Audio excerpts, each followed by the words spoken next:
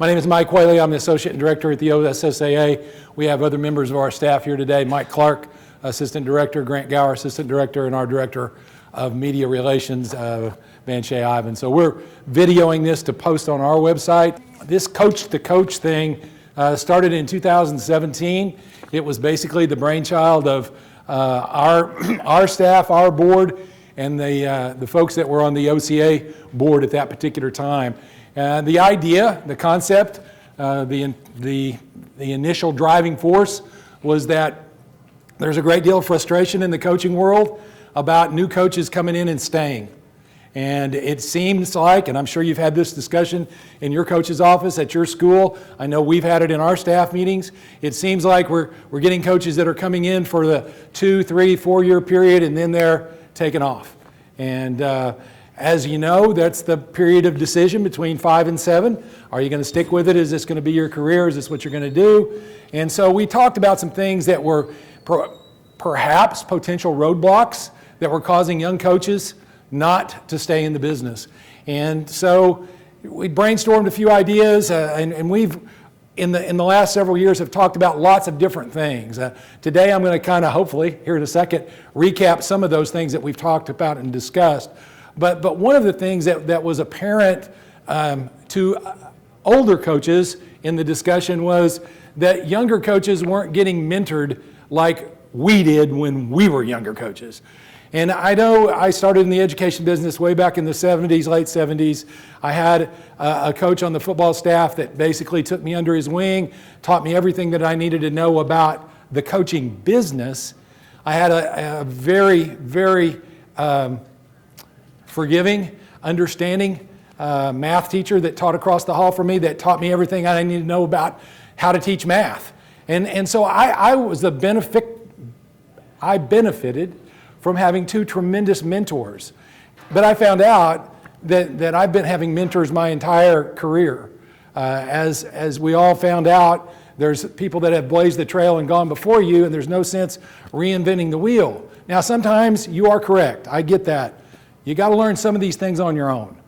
I'm sorry. That's just the way it is. You can tell them, don't stick your finger in that socket, but they're going to have to stick their finger in that socket to get it. They just won't understand that. So the setup here and what we're trying to talk about and what we're going to talk about has to do with how can we keep people in the business? What are some of the things that are pitfalls about that? And what are some of the things we could be doing as mentors, but what are the things that some of the mentees have concerns about and are important to that?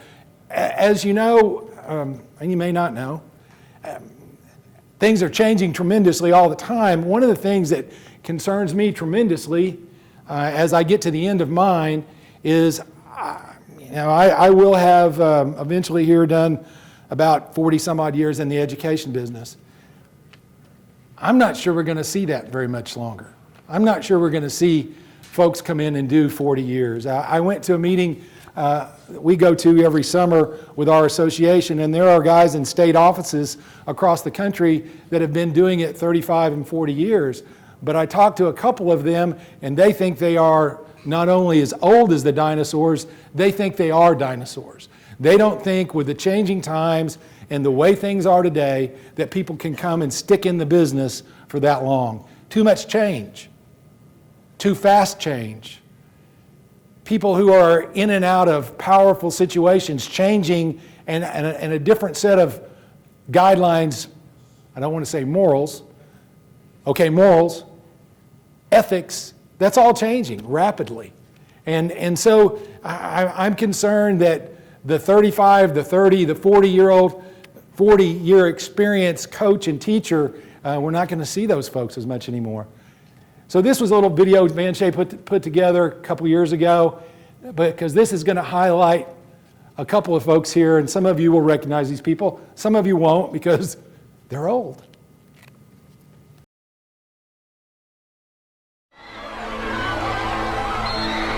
Coaching is one of the most impactful professions in our society today. The impact from one individual coach can change the life of a student, direct a student's path that has no focus or goal toward a future that is full of promise. All of us who sit in this room today have been influenced to the profession of coaching because we have been impacted by the actions of a coach. Rewards in the world of coaching are priceless, but they are not always tangible. The opportunity to share in the experience of winning, to assist a team or individual in overcoming adversity, and to witness firsthand the growth of young people to adulthood can be measured in any terms recognized in our society. No other profession today provides the opportunities that coaching does. As wide and as varied are the methods, so are the reasons students choose to participate. My reason why I play football is for my family. I run for Coach Holton. I play for my grandpa, who instilled discipline in me. My reason why is for school pride. And just like with every other aspect of life, rewards have a price. That payment can sometimes come through the stresses of the world we work in. The seemingly insurmountable obstacles at times in coaching can lead to burnout and frustration, which ushers in an early exit from the profession. That is our concern. The shortening of the coaching careers of too many young, talented coaches, and the impact on the quality of the coaching life now. That is what has led us to being here today. How do some coaches make it past that initial dismal phase? What is the insight longtime coaches possess that younger coaches do not? Maybe by choice, maybe by accident, these coaches have found the work-life balance that has allowed them to deal with the stresses of coaching and to avoid, or at the very least, overcome that burnout that takes coaches out of the profession. That is why we are here today, to identify some of the prime triggers for stress, engage in meaningful conversations, provide valuable resources to aid in achieving the balance between the coaching life and the real world, thus extending the coaching lifetime of a generation of coaches while increasing the quality of the coaching life now.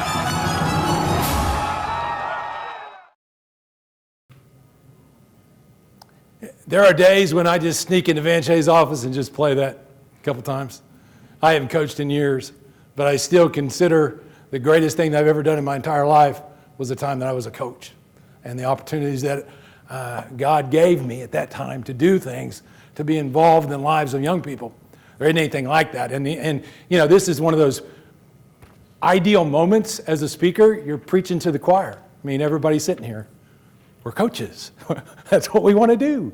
You bet. But we got to figure out some way for coaches to last longer and some way for coaches to get the balance in their life so that they don't end up getting frustrated and getting burned out, all those things. So obviously, this is that picture of that guy named Captain Obvious.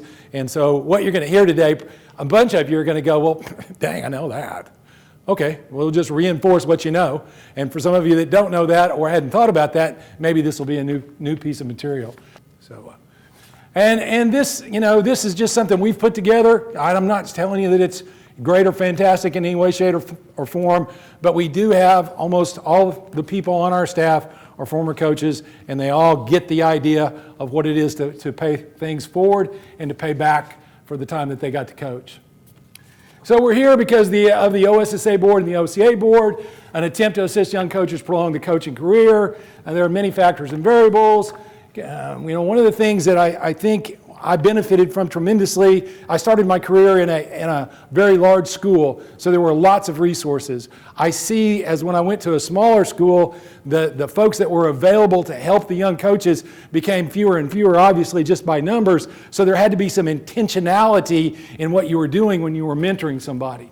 And the whole idea is to keep that new coach and that new person out of that isolation, to keep them from thinking they're all by themselves, okay?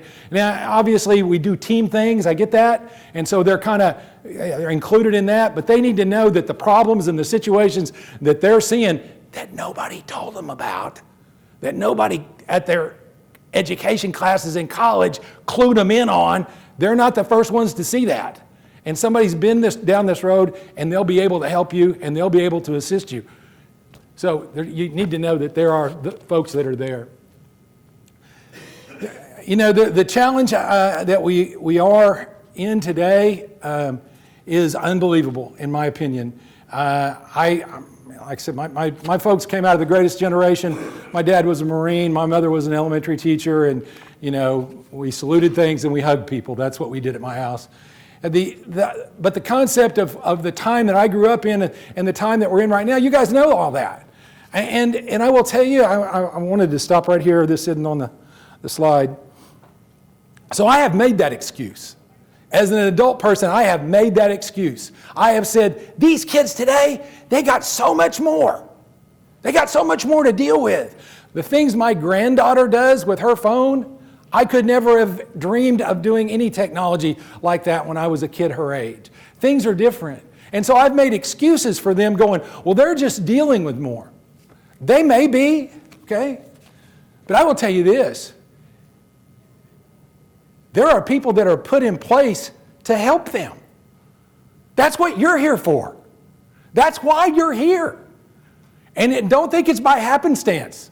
I believe in a bigger being than all of us here. And I will promise you, God has placed you in this place at this time for this reason to help these kids. And you know what? He's going to equip you to do it. So yeah, they're facing things none of us ever saw growing up, but they don't have the resources. We didn't have the resources, they do. It's there. All these things, you know all of those. I don't need to go through that. So here's the thing that I think is shocked me when I would have a young coach on my staff. Always wanted to be a coach. That's what they wanted to do. Want to have that coach in front of your name. And I still got to tell you to this day, that's if you want to get my attention, you say Coach Whaley. If you say Mr. Whaley, I start looking for my dad. Okay? Immediately start looking for my dad. Because I'm still not Mr. Whaley. I'm still Coach Whaley. And that's all I ever wanted to be was Coach Whaley. Our young coaches don't understand the responsibility they have. Somebody is giving you their kid for 3 hours a day, 2 hours a day, 6 days a week, 7. Somebody is taking the most important possession that they have and they're handing it off to you. Now, I realize that, most of you treat those kids like they're your own kids. That's exactly the way they should be treated. But don't ever, ever for a second not acknowledge the responsibility that you've got. And here's the other part. It don't make any difference how you feel that day. You having a bad day? I'm sorry, you're having a bad day, so your responsibility got backed up. You don't have to be responsible now. Hogwash. That's their kid. You're just as responsible when you're having a good day as when you're having, and you know what? Now I know this is going to be a shocker for some of you. They all don't act right all the time. That doesn't take away your responsibility either. If I hear one more person say I was justified in doing what I did, no, we don't get to do that. We're the adult people. We're not the kids. We're responsible. Coaches are responsible. So this part we're talking about today has nothing to do with the game. Has nothing to do with, what offense to run, what defense to run, how to break a press. Doesn't have anything to do with what to call in the last 2 minutes. This is the other part of it. But this is the reason you got into it. You're changing people's lives. You're providing opportunities for kids. Yeah, we keep track of the scoreboard stuff, without a doubt. But that's not why you're doing it. So you got to have I think you have to have something in writing that says this is why we do what we do. Now, you can go on the internet, you can find all kinds of things. When I was coaching, I plagiarized John Wooden, in the Pyramid of Success. I put things in there that I believed in, and I use that. I don't care what it is, but you need to have something in your hand that says, this is why we do what we do. This is what we're about. Because it dang sure going to help you in that parent meeting. And it's dang sure going to help you with that administrator that's going, what the heck are you doing? Can you not beat these people? Well, coach, this is my plan. My plan isn't to beat people. My plan is to make these kids better. That's my plan. Okay, so you come up with whatever you want to do, but here are the 3 things I'm telling you better have in there, okay? In your plan of what you're teaching, you better have these 3 things. In my opinion, and I'm not the authority by any stretch of the imagination. The first block, life ain't fair. It ain't. You all know that, and we, as adult people, we get it. The quicker the kids learn that, the better off we are. The quicker the kids get that information and start thinking that way, the better off they are. Second block, there's accountability for your actions. You own the action and you own the consequences that come from it. My grandfather was a cattle rancher in southeast Oklahoma. When I was a little guy, he taught me the code of the West. Now, I didn't understand how the code of the West worked in southeast Oklahoma, but anyway, that's what he taught me. You think you got to do that? Okay, then you stand by to take what comes with that, if that's what you got to do. You are accountable for the consequences. And then the bottom one there, oh, come on. Adversity will come, and your reaction to adversity is much more important than what happened. Nobody cares what happened. Everybody's looking to see how you reacted. That's the greatest tool we got in the games we coach. It doesn't go your way. There's adversity in every stinking game. How do your kids respond? How are they doing those things? That's what the young coach needs to get a firm grip upon. Okay, so this is the core of what we're talking about. Can you find the balance in your real life and your coach life that's going to help you extend both lives? Because as we all know, there are those coaches that get burned, and we don't have to go into great detail there, but a lot of this has to do with how are you dealing with those things. Now, what concerns me about, I don't know, concern's the right word. Any coach worth his or her salt, in my opinion, would never step out to a practice without having some kind of plan about what they're getting ready to do. Now, maybe you're that coach that can do that. I couldn't do that, and I will tell you without apologizing too much, I couldn't be around people that did that. If you were going to go out to practice and just say, I'm just going to work on whatever the kids want to work on, and we'll do that whenever we want, I can't do that. I had to have a plan in place. You need to have a plan on how you're going to deal with stress. You just can't wing it. You got to have some kind of plan. How are you dealing with things? We went to a national conference. We went to this very same meeting at the Federation's conference called How to Balance Your Life. And the speaker was from North Carolina. And they went and talked about the 4 A's of stress relief. Avoid. Take control of your surroundings. Avoid people who bother you. Now, sometimes that's not real possible, but how many times do you pick that confrontation when you don't really need to do that? New coaches don't understand that there's hills to die on and there's hills not to die on. Best administrator I ever worked for in my entire life. I went in one day and I was just fired up. I had this problem. I needed his help. And he rolled up the sleeve of his shirt and pointed to his arm and said, Coach Whaley, that's not a scar I'm willing to take today. And that topic you've got is not worthy of a scar. He rolled up the other sleeve and he had several scars. You got to know what those things are. You got to know which ones are for that. And here's the toughest thing, I think, for any coach, especially new coaches. Occasionally you got to learn how to say no. You got to learn how to say no to parents, no to the head coach, no, yeah, I know you want to keep your job. I know you want to work in the community. I get all that, but you can't say yes to everybody. It won't work. So you got to learn how to avoid. You got to learn how to alter things. You got to learn how to accept things.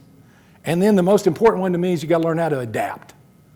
You got to be able to call an audible, and you got to be able to go with it. Adjust, practice adjusting.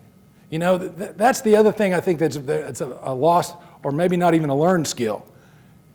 Do you practice saying no? Like I told you, I was raised by a teacher, so I'm a teacher pleaser person. I want the teacher to like me. I want to say yes, I want to do that. But if you don't practice saying no, you end up giving away all of your time, all of it. Okay, several years ago when we first started, we identified 3 or 4 different areas that coaches we thought needed to at least identify and have a plan for. This one to me is the most important one. That's why I put it up there first. For me to coach, my family made a tremendous sacrifice for about 30 some odd years, 33 years to be exact. Shouldn't be that way. I mean, I know there's a difference between, being committed to something and to support your spouse and your dad or your mom or whoever, to support and do those things. But there's also a difference between being your family not being the first choice. Your family should always be the first choice. Always be the first choice. You got to find a way to get away from it. You got to have their support. If they're not going to support you, it ain't going to work anyway. You got to have an idea about a higher calling. Decompression and recharge time are mandatory. I know we all schedule what we do, but how many of us schedule refreshment? Because it's important. We've all been around those guys. I think they schedule that more than they schedule anything else. I get it, okay? But you've got to recharge. Hopefully that's one of the reasons you're here, is to recharge. I know when we go to our conference in the summer, I always come out of that conference excited about what we're getting ready to do, because at that point we recharge some. You need to value the time. And go back for just a second, Coach. Yeah, and here's something I think that came up during COVID that I think is very, very, very, very important. And I'm not telling you that I do this, but I've listened to a whole lot of hardship waivers in the last 3 years. You need to know where to go to get some help. And there's nothing wrong with that. So as a young coach or mentoring a young coach, you're not going to have all the answers. But one of the things you should have is the resources to help that person and to know where to go to get those things. And I think, I was raised by the generation that said, oh, come on, suck it up. Come on, tough it out. You just put your head down. Come on, let's go. Power through that. You can get through there. Yeah, you get through there, but there's a heck of a price. You're scarred. You lose something. Every time you do one of those kind of ideas, you lose a little piece. You lose a bunch of pieces, you're out of the business. This is the one that I will tell you very honestly, this is the one I just kind of skipped over for the first 15 years of my career. All right? Partially because I never saw a check. Okay, and I know that kind of sounds weird, but my wife worked at the school where I was employed initially, and she worked in the office as a financial bookkeeper person. And the guy with the paychecks came through there. I thought I was still doing a GA job. Okay, I didn't see a check till I left that school because she intercepted the checks all the time. I still thought I was working for free. I thought that was part of the whole gig.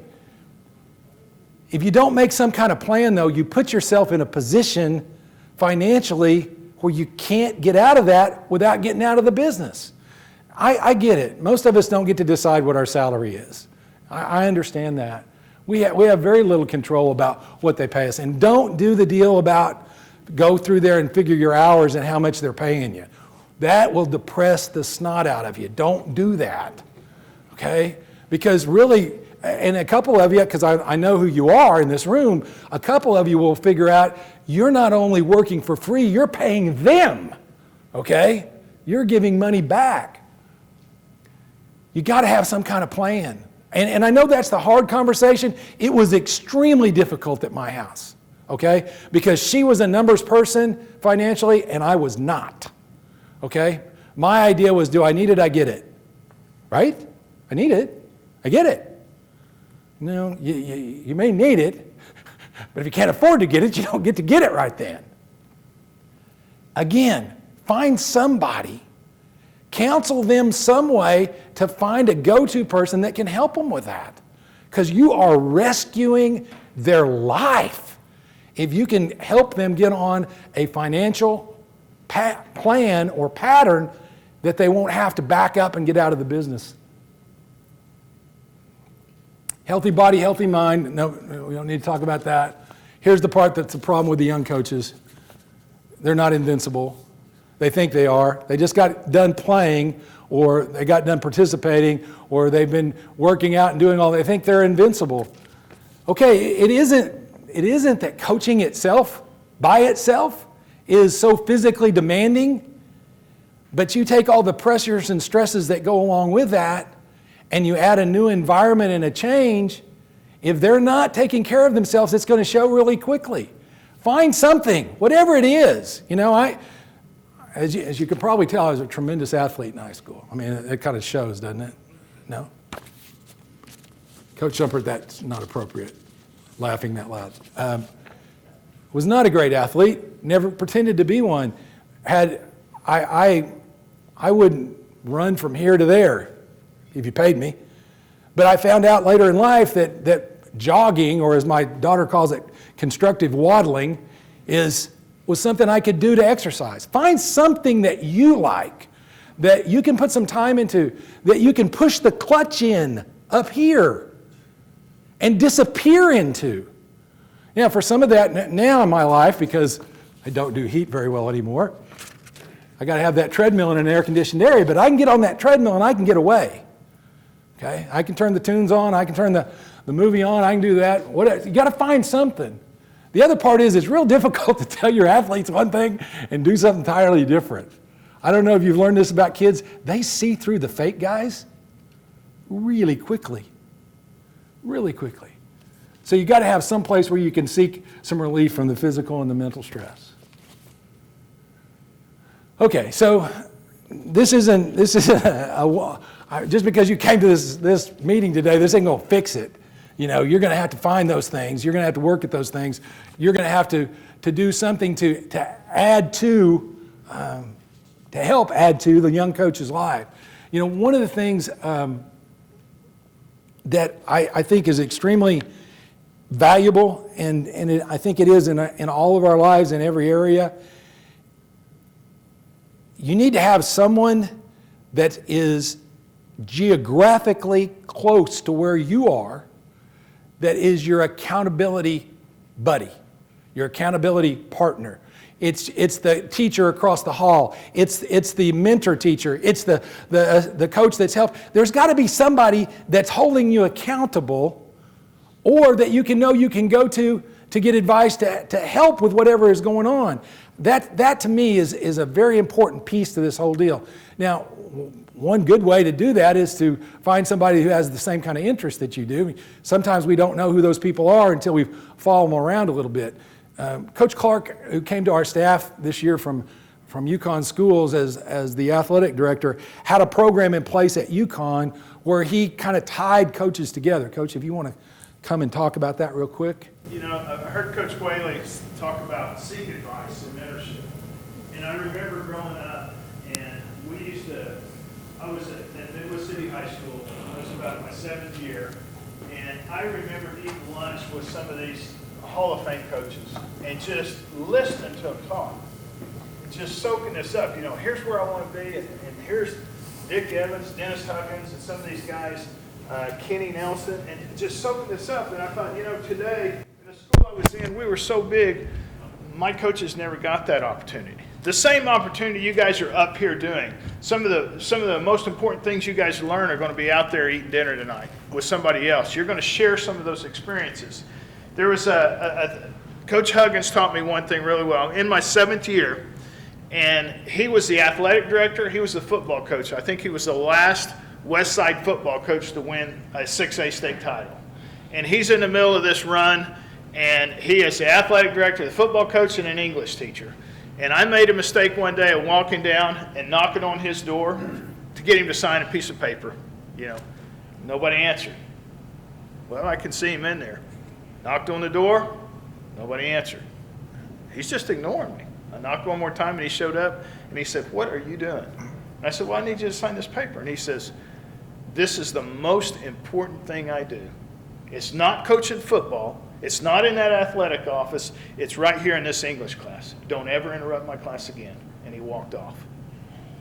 He was my greatest mentor. That's one lesson he taught me. But it's one of those things that as a coach, like Coach Whaley said, you're looking for opportunities to teach this. And one thing one guy told me one time in there is, and he says, you know, you're a young coach. Here's one thing you got to remember is there is a coach on your team, or there's a student on your team that needs a father. There's a student on your team that needs a mother. They need a counselor. You don't know who they are yet. That stayed with me forever. You've got to be willing to play all those roles for all those kids. And like Mr. Whaley said, you can't have a bad day.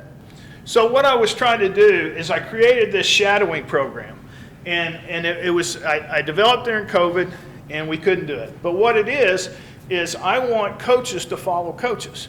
So what I would do is, like my volleyball coach wanted to follow my football coach. So the volleyball coach would come in to me as the athletic director, and they'd sit down and said, you know, I want to do a game night observation with the football coach. Football coach has already given me a couple nights that he's available. And so, you know, I go over, what are you looking for? Well, I really like the way he communicates with some of his kids, especially this kid. I've got this kid in class, and I don't know how he gets so much out of it. And so I make some notes, set up the time. Then they go meet with the football coach. It's about a 15-minute meeting. And then they go to practice. They go to 2 practices just to observe. And then Friday night at the football game, they're shadowing the football coach. Now, they're told to stay out of the way, and they kind of give them some reading. But all they're doing is observing. They're just soaking it up. And then when it's over, they go back to the football coach, and it's a learning opportunity for both of them. What I'm trying to create is that lunchroom environment, and I'm trying to get my young coach to follow some old ones. And what I found out was I was looking to help the young coach, but my older coaches were getting as much out of it. Because sometimes as an old coach, we had problems with social media. I don't know if you guys have problems with social media, but the young coaches were coaching my old coaches on some of the technology and things of that nature. It worked really, really well. We followed some. I had some teachers coming up to me saying, I like the way some of your coaches are doing this. Can I follow this coach? And it's something we looked at, but it's just another way of, like Mr. Whaley was saying, just sharing ideas, getting some guidance, the things that we do, you as coaches do all the time. If you're interested in anything like that, shoot me an email and I can send you some information, some more information on it. Very good. Thanks, Coach. This is the most important slide. I know it. I'm a Navy guy, so any chance I get a chance to show a picture of a battleship or a destroyer escort or whatever, I like to do that. The last line of defense. It's you. It's you. You're it. You're the last part. You're the last place. For some of these kids, as Coach said, you're going to fulfill a role that nobody else can fulfill. Please, please, please, please, please be ready. Please don't shirk your responsibility. Somebody in your community, somebody at your school has decided you're the person to be with those kids. Be worthy of that. This is the greatest profession there is, by far and away. I don't care what anybody says. You can call me all kinds of things, but if you call me coach, I'm good. I'm way past good.